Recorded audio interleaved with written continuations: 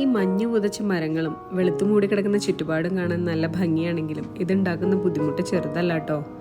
കാനഡയിൽ എത്തുന്നത് വരെ സ്നോ സൂപ്പറാണെന്നാണ് ഞാനും കരുതിയത്. ആദ്യത്തെ ദിവസം തന്നെ സ്നോ മാറ്റുകയാണെങ്കിൽ പൂഴിമണ്ണ് നീക്കുന്നത് പോലെ സുഖമായിട്ട് നീക്കാം. ഇത് സെക്കൻഡ് ഡേ ആകുമ്പോഴേക്കും ഉറച്ച് കരിങ്കല്ല് പോലെയാവും. പിന്നെ നീക്കാന്ന് പറഞ്ഞാൽ നമുക്ക് ഭയങ്കര ബുദ്ധിമുട്ടായിരിക്കും. ഈ സ്നോ നീക്കുന്ന പരിപാടിയിലാണ് അച്ഛനും മോളും.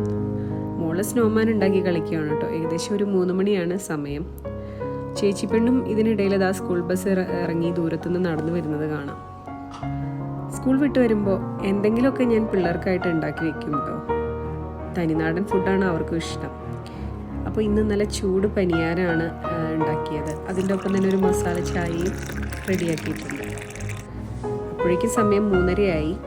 അപ്പോഴേക്കും സൂര്യനും ടാറ്റ പറഞ്ഞു പോകാൻ റെഡിയായി തുടങ്ങി കേട്ടോ.